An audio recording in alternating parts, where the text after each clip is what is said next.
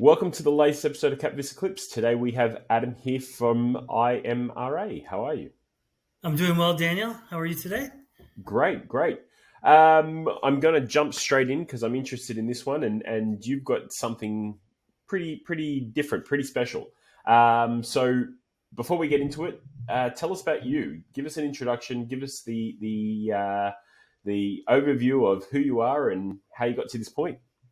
Well, if you can tell by my accent, I'm not from Australia. I moved here about 3 years ago. I have a background from the U.S. military, starting my career, then transitioning to the civilian world, working with Johnson & Johnson, then Medtronic for a long period of time, running the Asia Pacific region in my last few years there, and then moved back to the U.S.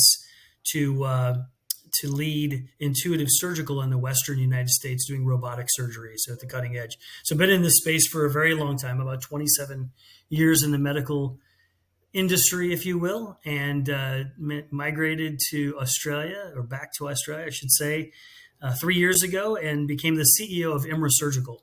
And we're based in North Melbourne, founded by Professor Tony Costello, a world-renowned urologist who believes that there's a better way to train surgeons and to do that in a more ethical way. And that's what we've been really trying to build and get started, and making tremendous headway on our mission over the last 3 years. Amazing. So tell me about what you're doing. So to summarize, we are attempting to disrupt the market of using live animals for surgical training and cadavers, so cadaver training. It's the way that most medical technology companies currently train surgeons on how to use their technology, and academic teaching institutions all across the world. So think about, there's a massive surgeon shortage. There's all these surgeons who are learning new technologies like robotic surgery, laparoscopic surgery, and that curve is rising tremendously. All those surgeons need to be trained. But the way they've been trained is based on the Halstead model, which is a 100-plus-year-old outdated model of either practicing in patients, practicing in animals, which we know is really going out of favor quickly, and the use of cadavers, which are hard to get, ethically challenging to coordinate for, and very, very expensive depending on where you're at in the world. Yeah. So walk me through the technology. So what we did 3 years ago is Professor Costello and I sat down and we started working with the University of Melbourne to develop really novel IP around creating synthetic human tissue that looks and feels and reacts like real human tissue. So what we've essentially done is create models of human anatomy that look and feel like real human anatomy, but it's fully synthetic. So we can ship it anywhere in the world. You know, I put in a post the other day that, Asia is just one swine flu outbreak away from stopping all animal training labs in that part of the world. And companies are telling us this. They're looking for a solution. Our technology is unique. It's very hard, if not impossible, to copy or duplicate, and provide surgeons a better way to learn and train. If you're learning on a cadaver, if you're practicing how to remove a gallbladder, once you remove that gallbladder, the episode of training is over. You've spent $10,000 to practice that surgery. You did it one time, it's done. With our model, we have these reusable synthetic torsos that kind of heal themselves, if you will. So picture a torso that is a mannequin that you can reuse over and over and over again, that's fully insufflatable like real human anatomy.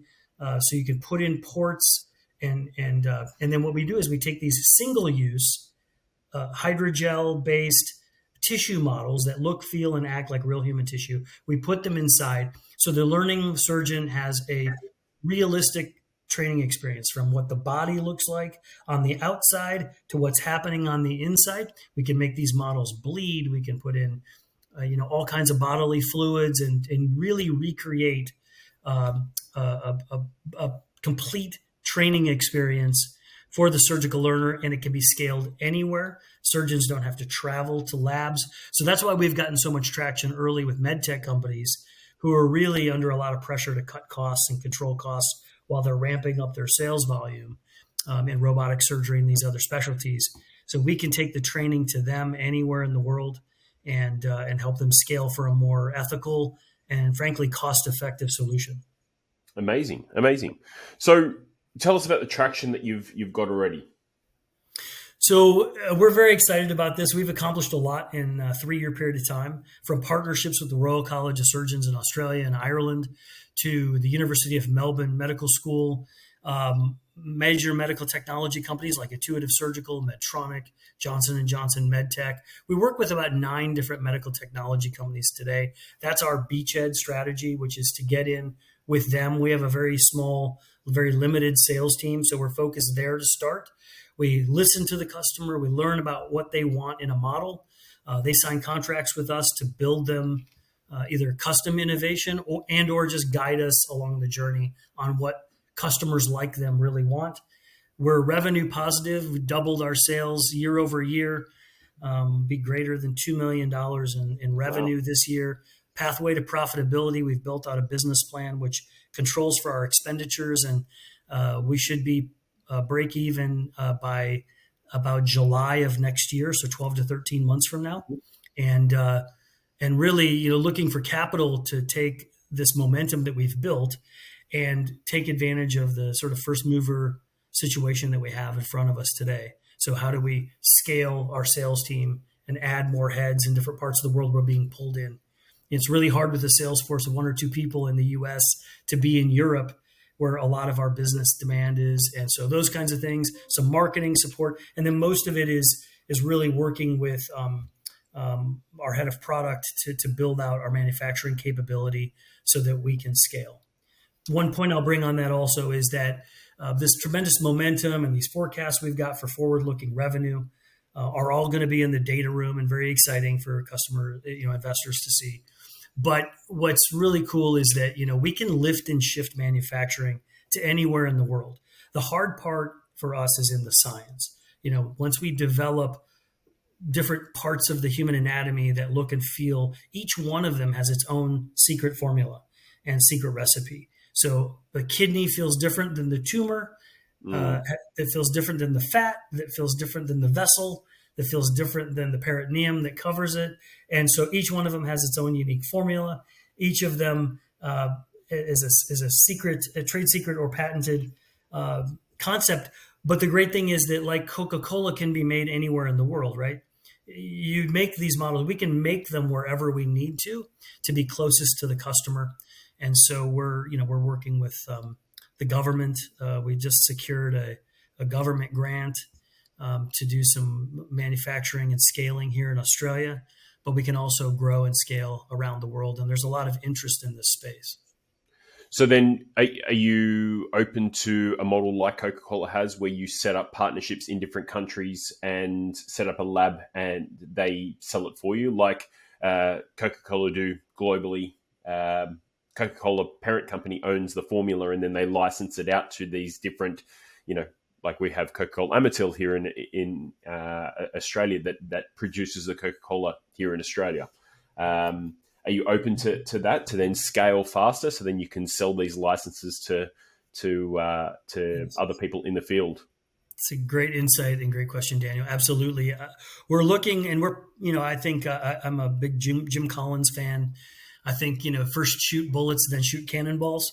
So we do have for example, our first distributor in Bahrain. The Middle East is very exciting because they have a really hard challenge getting pigs in the market for religious regions, and also cadavers because they bury their people when they die really quickly. So we've signed a contract and signed our first distributor in Bahrain. We're getting pulled in other markets around the world. So we're looking at the distribution model. From a manufacturing perspective, we're absolutely open to that. We want to find the right partners. So we have a few strategic alliances that we're still in the negotiation phase to figure out how we structure this. But there's definitely the ease of doing it is there, and the motivation to do it to help us scale very quickly. And frankly, as quickly as some of these volumes will ramp up, one of the things is how do we control for our capital expenditure? So finding partners who have the capability to do this with us. We think about places there are incentives to do things in America, parts of Eastern Europe, parts of Central America, for example, or South Yeah. America. So there are a lot of opportunities for us to scale the business Okay. globally and go as quickly as we can. Yeah. And now let's just touch on the raise. How much you're raising in total, and then what the valuation that you're aiming for. So we were working with Wilson's Advisory here in Australia. They had valued the company pre-money at 25 million. We are attempting to raise 6 million Australian dollars. We would take overs if we could get them. We're really looking for investors who know and understand this journey of what's Yeah. happening in robotic surgery. They know that the cadavers and animals are on the decline and something's going to fill this void. Yeah. And if people have expertise in addition to money, if they have networks or connections that they can bring value, we're open to, depending on the size of the investor, board position or observership. We're open to creating investors who want to help us grow this business as fast as we can. Okay, brilliant. I'm not going to take up too much more of your time. This has been fantastic. It is certainly a space. With the sustainability and obviously the way that society is changing, they're moving away from animal testing and using animal bodies for training. And like you said, it is a space that needs to evolve, and you have the solution that can fill that gap. So I like what you're doing. I think it's fantastic.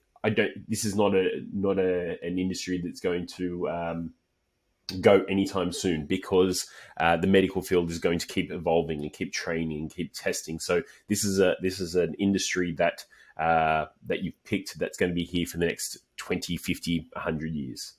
I would tell you, thank you for that. And I would say for your investors or people listening in the audience, read the article in The Guardian UK last week, which highlights from the head of the National Health Service in the United Kingdom that robotic surgery will be the default method of surgery by 2035. And he's predicting they'll go from 75,000 procedures a year to 500,000 in the UK in less than the next 10 years.